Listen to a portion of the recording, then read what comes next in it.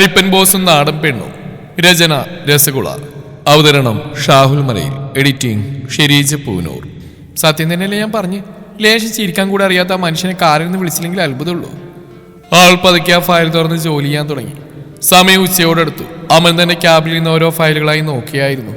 ഇടക്ക് വൺവേ ഗ്ലാസിലൂടെ അവൻ പതുക്കെ ശ്രീയുടെ ക്യാബിന്റെ വാതിൽക്കിലേക്ക് നോക്കി. സാധാരണ എല്ലാവരും തന്റെ കരിപ്പണ്ടാൽ പേടിച്ചുറച്ച് തെറ്റുകൾ വരുത്താനാണ് പതിവ്. എന്നാൽ ശ്രീദുർഗ ഉള്ളിൽ കയറി വാതിലടച്ച ശേഷം എന്താണ് ചെയ്യുന്നതെന്നറിയാൻ അവന് ചെറിയൊരു കൗതുകം തോന്നി. പെട്ടെന്നാണ് അവന്റെ ഫോൺ റിങ് ചെയ്ത്. സ്ക്രീനിൽ നോക്കിയപ്പോൾ എബി എന്ന് എഴുതിയിരിക്കുന്നു. അവന്റെ മുഖത്ത് ആ കട്ടക്കരിപ്പ് മാറി ഒരിത്തിരി ശാന്തത വന്നു. തനു പറഞ്ഞ പോലെ അവൻ ഈ ലോകത്ത് ആകെയുള്ള ഒരേ ഒരു കൂട്ട് അവന്റെ ബെസ്റ്റ് ഫ്രണ്ടായ എബി മാത്രമായിരുന്നു. അവൻ ഫോൺ എടുത്തു. എബി പറ. രാമൻ, ഞാനിപ്പോൾ എയർപോർട്ടിൽ ലാൻഡ് ചെയ്തേ ഉള്ളൂ. നേരെ ഓഫീസിലേക്ക് വരിക. പുതിയ പി എ കുട്ടി വന്നിട്ട് സേവർ പറഞ്ഞല്ലോ. എങ്ങനെയുണ്ട് കക്ഷി? നീ പതിവ് പോലെ പേടിപ്പിച്ച് ഓടിച്ചോ? അതവിടെ നിൽക്കുന്നുണ്ടോ? ഫോണിന്റെ മറുതരക്കിൽ നിന്നും എബിയുടെ ചിരിയോടെയുള്ള ശബ്ദം കേട്ടു. നീ ഇങ്ങോട്ട് വാ, എന്നിട്ട് നേരിട്ടുണ്ട് വിലയിരുത്ത്. അവൻ മറുപടി നൽകി ഫോൺ വെച്ചു. അരമണിക്കൂർ കഴിഞ്ഞപ്പോൾ ജീവനക്കാരുടെ ഇടയിലൂടെ വളരെ ഫ്രീ ആയി ലളിതമായ വസ്ത്രങ്ങൾ ധരിച്ച ഒരു ചെറുപ്പക്കാരൻ നടന്നു വന്നു. അതായിരുന്നു എബി. അവന്റെ അത്രയും ഗൗരവക്കാരനല്ല പുള്ളി. നല്ല സ്മാർട്ടും എപ്പോഴും ചിരിച്ചടക്കുന്ന ആളുമാണ്. എബി 12ാം നിലയിലെത്തിയതും നേരെ അവന്റെ ക്യാബിലേക്ക് കയറാൻ ആഞ്ഞപ്പോഴാണ് തൊട്ടടുത്തുള്ള പി എ ക്യാബിന്റെ നെയിം പ്ലേറ്റ് ശ്രദ്ധിച്ച് ശ്രീദുർഗ. എബി പതുക്കെ ആ വാതിലൊന്ന് മുട്ടി. ഉള്ളിൽ നിന്ന് ഫയൽ ടൈപ്പ് ചെയ്യുന്ന ശ്രീ വാതിൽ തുറന്നപ്പോൾ കണ്ടതൊരു പുതിയ ചെറുപ്പക്കാരനെയാണ്. കണ്ടപ്പോൾ തന്നെ നല്ല പാവൽ ലുക്ക്. ഹായ്, ശ്രീദുർഗയല്ലേ? ഞാൻ എബി.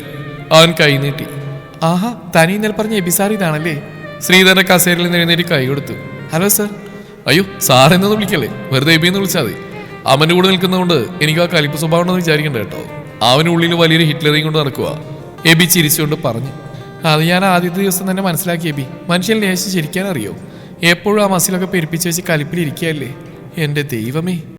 ശ്രീ തന്റെ കാതിലെ കമ്മലും കുലുക്കി മുഖത്ത് കൈവച്ച് പതിവ് കോമഡി ശൈലിയിൽ പറഞ്ഞു. ശ്രീയുടെ ആ ഒരു എക്സ്പ്രഷനും തമാശയും കണ്ടപ്പോൾ തന്നെ എബിക്ക് അവളെ ഭയങ്കരമായിട്ട് ഇഷ്ടപ്പെട്ടു. ഇന്നേ അവർ അമ്മന്റെ മുന്നിൽ ഒരു പി എയും ഇത്ര ധൈര്യത്തോടെയും ഫ്രീ ആയും സംസാരിച്ചിട്ടില്ല. നീ കൊള്ളാലോ ശ്രീ, നിനക്കവനും ഇരിക്കാൻ പറ്റും. ഞാനെന്തായാലും അവന്റെ ക്യാബിലേക്ക് പോവാം. എബി ചിരിച്ചുകൊണ്ട് അവന്റെ റൂമിലേക്ക് നടന്നു. എബി വാതിൽ തുറന്ന് അവന്റെ റൂമിലേക്ക് കയറിയതും കണ്ടത് ഫയലിൽ നോക്കി കട്ടക്കലിപ്പിലിരിക്കുന്ന അമനെയാണ്. എബി നേരെ ചെന്ന് അവന്റെ ടേബിളിന് മുമ്പിലെ കസേരയിലിരുന്നു. ഡാ കലിപ്പ, നിന്റെ പുതിയ പി എ കുട്ടി കൊള്ളാലോടാ, നല്ല തമാശക്കാരിയാ. അവള് നീ അധികം പേടിപ്പിച്ചളരുത് കേട്ടോ. അവൻ ഫയലിൽ നിന്ന് തലയുയർത്തി എബിയെ നോക്കി. അവന്റെ കണ്ണുകൾ വീണ്ടും ചെറുതായി. അവള് വലിയ തമാശക്കാരിയാ. എന്നെ ലിഫ്റ്റിൽ വെച്ച് കാലെന്ന് വിളിച്ച പെണ്ണാ അത്. എബി അത് കേട്ടതും ബെഞ്ചിൽ നിന്ന് വീഴുന്ന പോലെ പൊട്ടിച്ചിരിക്കാൻ തുടങ്ങി. കാലനോ? അവള് നിന്നെ കറക്റ്റായിട്ട് വിലയിരുത്തിയല്ലോടാ. നിന്റെ ഈ ലുക്കിന് അത് തന്നെയാ ഏറ്റവും നല്ല പേര്, കാലൻ. എബി, അവൻ ശബ്ദമുയർത്തി. ശരി ശരി, ഞാൻ ചിരിക്കുന്നില്ല. എബി ചിരി അടക്കി പിടിച്ചു. പക്ഷെ അവൻ ഒരു കാര്യം ഞാൻ പറയാം. നിന്റെ ഈ കരിങ്ങളുടെ ജീവിതത്തിലേക്ക് ലേശം ചിരി കൊണ്ടുവരാൻ ആ ശ്രീദുർഗക്ക് കഴിഞ്ഞേക്കും. അവള് നീ വെറുതെ വിട്ടേക്കല്ലേ. അവനൊന്നും പറഞ്ഞില്ല. അങ്ങനെ എബി വന്നോടെ ഓഫീസിലെ അന്തരീക്ഷം അല്പം കൂടി ഉഷാറായി. എബിയും ശ്രീദുർഗയും വളരെ പെട്ടെന്ന് തന്നെ നല്ല കൂട്ടുകാരായി മാറി.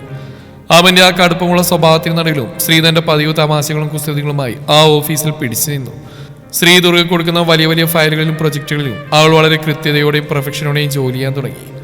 അവൻ എത്രയൊക്കെ കരിപ്പിൽ തെറ്റുകൾ കണ്ടുപിടിക്കാൻ നോക്കിയാലും ശ്രീ തന്റെ വർക്കിൽ അതീവ ശ്രദ്ധാലുവായിരുന്നു. ഒരു ദിവസം വൈകുന്നേരം ഓഫീസിലെ ജീവനക്കാരൊക്കെ ജോലി കഴിഞ്ഞ് ഇറങ്ങാൻ റെഡിയാവുന്ന സമയമായിരുന്നു. ശ്രീദുർഗ അത് അവൻ കൊടുത്ത വലിയ റിപ്പോർട്ട് ടൈപ്പ് ചെയ്ത് തീർക്കാൻ തിരക്കിലായിരുന്നു. സമയം 6:30 കഴിഞ്ഞിട്ടും അവൾ ക്യാബിനിൽ തന്നെ ഇരുന്നു. പെട്ടെന്നാണ് അവന്റെ ക്യാബിലെ ലൈറ്റുകൾ അണഞ്ഞത്. കോട്ടുമിട്ട് കയ്യിൽ ബാഗുമായി അവൻ പുറത്തേക്ക് ഇറങ്ങി. അവൻ പോകുന്ന ശബ്ദം കേട്ടാണ് ശ്രീ ലാപ്ടോപ്പിൽ നിന്ന് തല ഉയർത്തിയത്. അവൻ തന്റെ ക്യാബിൽ നിന്ന് പുറത്തേക്ക് നടക്കുമ്പോൾ ശ്രീദുർഗ ഇപ്പോഴും ഇരുന്ന് ജോലി ചെയ്യുന്ന കണ്ടു. ബാക്കി എല്ലാവരും 9:30 വന്ന് 5:30 ഓടുന്ന കൂട്ടത്തിൽ. ഈ കുട്ടി താൻ ഏൽപ്പിച്ച ജോലി തീർക്കാൻ വേണ്ടി ഇത്രയും സമയം വൈകിട്ട് ഇരിക്കുന്നവൻ ശ്രദ്ധിച്ചു. അവളുടെ ആ ഡെഡിക്കേഷൻ അവന്റെ കടുത്ത മനസ്സിൽ ചെറിയൊരു മതിപ്പുണ്ടാക്കി. എങ്കിലും പതിവ് പോലെ മുഖത്ത് കലിപ്പ് നിർത്തിക്കൊണ്ട് ആ ലിഫ്റ്റിന് മുമ്പിലേക്ക് നടന്നു. ശ്രീ പതുക്കെ ലാപ്പ് ഓഫ് ചെയ്ത് ഫയലുകളൊക്കെ ഒന്ന് ഒതുക്കി വെച്ചു. അമ്മേ, ഒടുവിൽ ആ പണി തീർന്നു. ആ കാലം നാളെ വന്ന് നോക്കുമ്പോൾ ഒറ്റ തെറ്റുപോലും കണ്ടുപിടിക്കാൻ കഴിയില്ല. ആൾ സ്വയം പറഞ്ഞ് ചിരിച്ചുകൊണ്ട് തന്റെ ബാഗ് കൊടുത്ത് ക്യാബിന് പുറത്തേക്ക് ഇറങ്ങി. ഫ്ലോറിൽ അപ്പോൾ ആരും ഉണ്ടായിരുന്നില്ല. എല്ലാവരും പോയിരുന്നു. വലിയ ലൈറ്റുകളൊക്കെ ഓഫ് ചെയ്ത് ചെറിയ നൈറ്റ് ലൈറ്റുകൾ മാത്രമാണ് കത്തുന്നത്. ശ്രീപദക്ക് ലിഫ്റ്റിന് മുമ്പിലെത്തി ബട്ടൺ അമർത്തി. ലിഫ്റ്റ് വന്ന് തുറന്നു. അവൾ അകത്തേക്ക് കയറി. ലിഫ്റ്റ് താഴേക്ക് പോകുന്നതിനിടയിൽ പെട്ടെന്നൊരു വലിയ കുലുക്കത്തോടെ അത് പാതി വിളിച്ച് നിന്നു. ഒപ്പം ലിഫ്റ്റിലെ ലൈറ്റുകൾ അണഞ്ഞു. അയ്യോ, ഇതെന്താ പറ്റിയേ? ശ്രീ പേടിയോടെ ചുറ്റും നോക്കി. ലിഫ്റ്റിന്റെ ഉള്ളിൽ കടും ഇരുട്ടായിരുന്നു. ആൾ വേഗം തന്നെ ബാഗിൽ നിന്ന് ഫോൺ എടുക്കാൻ നോക്കിയപ്പോഴാണ് ഓർത്ത് ഫോൺ ചാർജ് ചെയ്ത് സ്വിച്ച് ഓഫ് ആയി പോയിരുന്നു. എന്റെ കൃഷ്ണ, ഇതിൻ്റെ ഉള്ളിൽ പെട്ടുപോയല്ലോ. ഇനി ആരെങ്കിലും വരുമോ? ഓഫീസിലെല്ലാവരും പോയല്ലോ. ശ്രീദുർഗയുടെ നെഞ്ച് പടപടാൻ ഇടിക്കാൻ തുടങ്ങി. എപ്പോഴും ധൈര്യം കാണിക്കുന്ന അവളുടെ ഉള്ളിൽ ആദ്യമായി ഒരു വലിയ ഭയം വന്ന് മൂടി. അവൾ ലിഫ്റ്റിന്റെ വാതിൽ കൈകൊണ്ട് ശക്തിയായി മുട്ടാൻ തുടങ്ങി. ആരെങ്കിലും ഉണ്ടോ? Please help me. ആരെങ്കിലും വാതിൽ തുറക്കൂ. അതേസമയം താഴെ ബേസ്മെന്റ് പാർക്കിങ്ങിലെത്തിയ അമൻ തന്റെ കാറിലേക്ക് കയറാൻ ആഞ്ഞപ്പോഴാണ് പെട്ടെന്ന് സെക്യൂരിറ്റി ഓടി വന്ന്, സാറേ, നമ്മുടെ മെയിൻ പവർ ലൈനിൽ ഒരു ചെറിയ കംപ്ലൈന്റ് വന്നിട്ടുണ്ട്. ലിഫ്റ്റ് ഒരെണ്ണം പാതി വഴിയിൽ സ്റ്റെക്കായി കിടക്കുക. ജനറേറ്റർ ഓണാക്കാൻ നോക്കുന്നുണ്ട്. അവൻ പെട്ടെന്ന് ഓർത്തു, താൻ വരുമ്പോൾ ശ്രീദുർഗ മുകളിൽ ജോലി ചെയ്യുകയായിരുന്നു. അവൾ താഴേക്ക് ഇറങ്ങിയിട്ടില്ല. ഏത് ലിഫ്റ്റാ സ്റ്റെക്കായത്? അവന്റെ ശബ്ദം പെട്ടെന്ന് മാറി. അത് 12ാം നിലയിൽ നിന്ന് വന്ന മെയിൻ ലിഫ്റ്റാ സാറേ. സെക്യൂരിറ്റി പറഞ്ഞിരുന്നതിന് മുമ്പ് തന്നെ അവൻ തന്നെ ബാഗ് കാറിലേക്ക് എറിഞ്ഞ് ഒരൊറ്റ ഓട്ടത്തിന് കോൺക്രീറ്റ് പടകൾ വഴി മുകളിലേക്ക് പാഞ്ഞു. കട്ടക്കലിപ്പനായ സിഇഒ തന്റെ പുതിയ PA കുട്ടി അപകടത്തിൽപ്പെട്ടെന്ന് അറിഞ്ഞപ്പോൾ ബിസിനസ്സിലെ സകല ഗൗരവം മറന്ന് പടകൾ ഓരോന്നായി ഓടിക്കയറുകയായിരുന്നു. അവൻ വേഗത്തിൽ പടകൾ കയറി ആ നിലയിലെത്തി. ലിഫ്റ്റിന്റെ വാതിൽ മുമ്പിൽ വന്ന് നിന്നു. ഉള്ളിൽ നിന്ന് ശ്രീദുർഗയുടെ വിറക്കുന്ന കരച്ചിൽ ശബ്ദം പതുക്കെ കേൾക്കാമായിരുന്നു. അമ്മേ, എന്നോട് നിറക്കൂ, എനിക്ക് പേടിയാവുന്നു. ശ്രീദുർഗ! അവൻ ലിഫ്റ്റിന്റെ വാതിൽ ശക്തിയായി അടിച്ചുകൊണ്ട് വിളിച്ചു. അവന്റെ ആ ഗാംഭീര്യമുള്ള ശബ്ദം ആ ഇരുട്ടിൽ മുഴങ്ങി കേട്ടു. ഉള്ളിൽ നിന്ന് കരയായിരുന്ന സ്ത്രീ അവന്റെ ശബ്ദം കേട്ടോ ഞെട്ടി. സർ, സാറാണ് പുറത്ത്. എന്നെ ഇവിടുന്ന് രക്ഷിക്കൂ സർ, എനിക്ക് ശ്വാസം മുട്ടുന്നു. അവൾ കരച്ചിലോടെ പറഞ്ഞു. സ്ത്രീ പേടിക്കണ്ട, ഞാനിവിടെ ഉണ്ട്. താൻ പതുക്കെ പുറകോട്ട് മാറിക്ക്, അവൻ ആജ്ഞാപിച്ചു. അവൻ സെക്യൂരിറ്റിക്കാരെ ഫോണിൽ വിളിച്ച് ലിഫ്റ്റ് മാനുവലായിട്ട് ഓപ്പൺ ചെയ്യാനുള്ള വഴി നോക്കാൻ പറഞ്ഞു. ഒപ്പം അവൻ സ്വന്തം കൈകൾ കൊണ്ട് ആ വലിയ ഇരുമ്പ് വാതിൽ പതുക്കെ വശങ്ങളിലേക്ക് വലിച്ച് തുറക്കാൻ ശ്രമിച്ചുകൊണ്ടിരുന്നു. കുറച്ച് നിമിഷങ്ങൾക്കുള്ളിൽ ഒരു ശബ്ദത്തോടെ ലിഫ്റ്റിന്റെ വാതിൽ പകുതി തുറന്നു. ഉള്ളിൽ മങ്ങിയ വെളിച്ചത്തിൽ പേടിച്ചു വരച്ച് കണ്ണീരൊഴുക്കി നിൽക്കുന്ന ശ്രീദുർഗയെ അവൻ കണ്ടു. വാതിൽ തുറന്നപാടെ പേടിയുടെ അറ്റത്തിരുന്ന ശ്രീദുർഗ മറ്റൊന്നും ചിന്തിക്കാതെ ഒരൊറ്റച്ചാട്ടത്തിന് അവന്റെ നെഞ്ചിലേക്ക് വീണു. അവൾ അവന്റെ കോട്ടിൽ മുറുകെ പിടിച്ച് അവന്റെ നെഞ്ചിലേക്ക് മുഖം പൊഴുത്തി പൊട്ടിക്കരഞ്ഞു.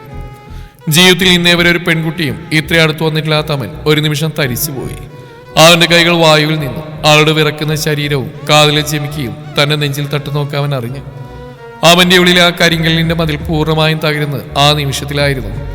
അവൻ പതുക്കെ തന്റെ പരിഷ്ടമായ കൈകൾ കൊണ്ട് അവളെ പുറകിലൂടെ ചേർത്ത് പിടിച്ചു. അവന്റെ കരിപ്പൻ കണ്ണുകളിൽ ആദ്യമായി കടുത്ത പ്രണയത്തിന്റെ ഒരു തിളക്കം വന്ന് നിറഞ്ഞു. അവൻ വളരെ പതുക്കെ ആർദ്രമായ ശബ്ദത്തിൽ അവളുടെ തലയിൽ തലോടിക്കൊണ്ട് പറഞ്ഞു, പേടിക്കേണ്ട ശ്രീ, ഞാൻ കൂടെയുണ്ട്. എപ്പോഴും തന്നെ ചീത്ത പറയുന്ന ആ കലിപ്പൻ ബോസിന്റെ ഉള്ളിലെ സ്നേഹത്തിന്റെ ചൂട് ശ്രീദുർഗ ആദ്യമായി അത്രയും അടുത്ത് നിന്ന് അറിയുകയായിരുന്നു. ശ്രീദുർഗയുടെ കരച്ചിൽ പതുക്കെ അടങ്ങി തുടങ്ങിയപ്പോഴാണ് താൻ ആരുടെ നെഞ്ചിലാണ് കിടക്കുന്നതെന്ന ബോധം അവൾക്ക് വന്നത്. അവൾ ഞെട്ടിലോടെ പതുക്കെ തല ഉയർത്തി നോക്കി. അവന്റെ ആ കടുത്ത കണ്ണുകൾ തൊട്ടടുത്തായിരുന്നു. എപ്പോഴും കലിപ്പ് മാത്രം നിറഞ്ഞു നിൽക്കാറുള്ള ആ കണ്ണുകളിൽ ഇപ്പോൾ ദേഷ്യത്തിന് പകരം വല്ലാത്തൊരു ആകുലതയും കരുതലുമായിരുന്നു. അവൾ പതുക്കെ അവന്റെ നെഞ്ചിൽ നിന്ന് മാറി നിന്നു. തന്റെ ബാഗിന്റെ വളിയിൽ മുറുക്കെ പിടിച്ച് നനഞ്ഞ കണ്ണുകളോട് അവൾ നിലത്തേക്ക് നോക്കി. അവൻ തന്റെ കോട്ടൊന്ന് ശരിയാക്കി വീണ്ടും ആ പഴയ ഗൗരവക്കാരൻ CEO ആയി മാറാൻ ശ്രമിച്ചു. എങ്കിലും അവന്റെ ശബ്ദത്തിൽ ആ പഴയ കടുപ്പമില്ലായിരുന്നു. അറിയോ ഓക്കെന്നോ? അവൻ പതുക്കെ ചോദിച്ചു.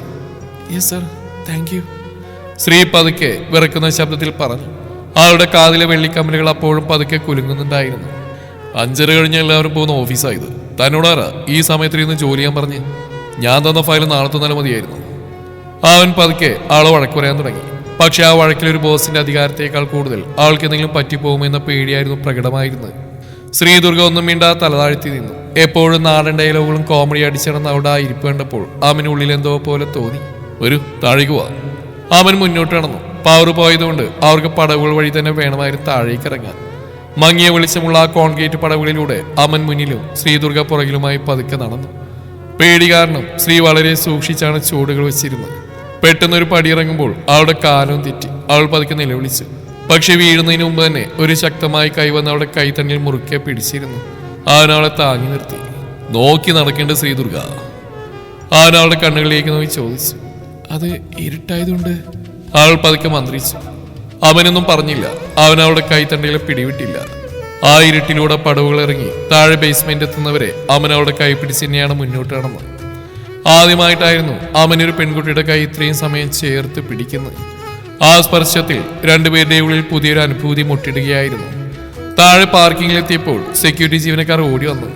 സാറേ, സോറി, ജനറേറ്റർ ഇതാ ഇപ്പൊ ഓണായിട്ടുണ്ട്. ഇറ്റ്സ് ഓക്കെ, അവൻ പറഞ്ഞു. എന്നിട്ട് അവൻ സ്ത്രീക്ക് നേരെ തിരിഞ്ഞു. തന്റെ ഫോൺ എവിടെ? അത് ചാർജ് ചെയ്ത് ഓഫായി പോയി സാർ. ഈ സമയത്തിന് ബസ് കിട്ടാൻ പാടാ. ഹോസ്റ്റൽ എവിടെയാ? അവൻ ചോദിച്ചു. ശ്രീ തന്റെ ഹോസ്റ്റലിന്റെ പേര് പറഞ്ഞു. അവൻ തന്റെ കാറിന്റെ വാതിൽ തുറന്നു. കയറു, ഞാൻ ഡ്രോപ്പ് ചെയ്യാം. അയ്യോ വേണ്ട സാർ, ഞാൻ പോയിക്കോളാം. ശ്രീ മടിച്ചു നിന്നു. ഞാൻ പറഞ്ഞ അനുസരിക്കണം, കയറാൻ നോക്ക്. സിഇഒയുടെ ആ പഴയ സ്വഭാവം പുറത്തെടുത്തുകൊണ്ട് അവൻ പറഞ്ഞു. ശ്രീക്ക് പിന്നെ ഒന്നും പറയാൻ തോന്നിയില്ല. ആൾ പതുക്കെ കാറിന്റെ ഫ്രണ്ട് സീറ്റിലേക്ക് കയറിയിരുന്നു. അവൻ വണ്ടി സ്റ്റാർട്ട് ചെയ്തു.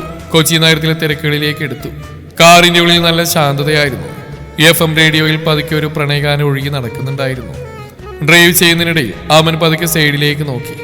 തളർച്ചയോടെ സീറ്റിലേക്ക് ചാരിയിരുന്ന് പുറത്തെ സിറ്റി ലൈറ്റുകളിലേക്ക് നോക്കുന്ന ശ്രീദുർഗയെ അവൻ കണ്ടു. ആളുടെ മുഖത്തേക്ക് വീഴുന്ന നഗര വെളിച്ചത്തിൽ ആൾ കൂടുതൽ സുന്ദരിയായി അവന് തോന്നി. അവന്റെ ചുണ്ടിൽ ആദ്യമായി ഒരു കുസൃതി ചിരി വിരിഞ്ഞു. അവൻ പതുക്കെ ചോദിച്ചു, അല്ല ശ്രീദുർഗ, ഇപ്പോഴും ഞാൻ തനിക്ക് ആ പോത്തിന്റെ കുറവുള്ള കാര്യം തന്നെയാണോ? അവന്റെ ആ ചോദ്യം കേട്ടും ശ്രീ ഞെട്ടി അവനെ നോക്കി. ലിഫ്റ്റിൽ വെച്ച് താൻ പറഞ്ഞ ഡയലോഗ് അവനെ ഓർത്തു വെച്ചിരിക്കുകയാണെന്ന് ആൾക്ക് മനസ്സിലായി. പക്ഷെ ഇത്തവണ അവന്റെ മുഖത്ത് കലിപ്പായിരുന്നില്ല, ഒരു ചെറിയ ചിരിയായിരുന്നു. ശ്രീദുർഗ പെട്ടെന്ന് ചിരിയോടെ മുഖം തിരിച്ചു. അത് ഞാൻ വെറുതെ തമാശയ്ക്ക്. ആൾ തന്നെ ടോപ്പിൽ പിടിച്ച് തിരിച്ചുകൊണ്ട് പറഞ്ഞു, ഇനി എപ്പോഴെങ്കിലും എന്നെ അങ്ങനെ വിളിച്ചാ അപ്പോഴുണ്ടാവും ഈ കാറിന്റെ യഥാർത്ഥ സ്വഭാവം. അവൻ കാർ വാഷ്റൂമിൽ നിർത്തിക്കൊണ്ട് പറഞ്ഞു, ഇല്ല സർ, ഇനി വിളിക്കില്ല. ശ്രീ പതുക്കെ കാറിന്റെ വാതിൽ തുറന്നിറങ്ങി. എന്നിട്ട് അവനെ നോക്കി മനോഹരമായ ഒരു ചിരി സമ്മാനിച്ചു. Thank you sir, good night. Good night Shri. അവൻ ആദ്യമായി ആളുടെ പേര് അത്രയും മൃദുവായി വിളിച്ചു. ശ്രീ ഹോസ്റ്റലിന്റെ ഉള്ളിലേക്ക് നടന്നു പോകുമ്പോൾ അവൻ ആ കാറിലിരുന്ന് ആളെ തന്നെ നോക്കിയായിരുന്നു. ആളുടെ ആ ചിരി അവന്റെ കരിങ്കൽ ഹൃദയത്തെ പൂർണ്ണമായും കീഴടക്കി കഴിഞ്ഞിരുന്നു. അടുത്ത ദിവസം രാവിലെ ശ്രീദുർഗ പതിവിലും നേരത്തെ തന്നെ ഓഫീസിലെത്തി. കറുപ്പ് നിറമുള്ള ഒരു പുതിയ കുർത്തയും കാതിൽ ആ വലിയ വെള്ളിക്കമ്മലും ഇട്ട് ആൾ 12ാം നിലയിലേക്ക് നടക്കുമ്പോൾ ആളുടെ ഉള്ളിൽ ചെറിയൊരു പരിഭ്രമം ഉണ്ടായിരുന്നു. ഇന്നലെ രാത്രി കാറിൽ വെച്ച് ആ കരിപ്പൻ ബോസ് ആദ്യമായി തന്നെ മുന്നിൽ വെച്ച് ചിരിച്ചതും കൈപിടിച്ചതുമൊക്കെ ആളുടെ മനസ്സിലേക്ക് വീണ്ടും വീണ്ടും തെളിഞ്ഞു വന്നു. തുടരും ഈ കഥയുടെ ബാക്കി ഭാഗം നാളെ ഇതേ സമയം.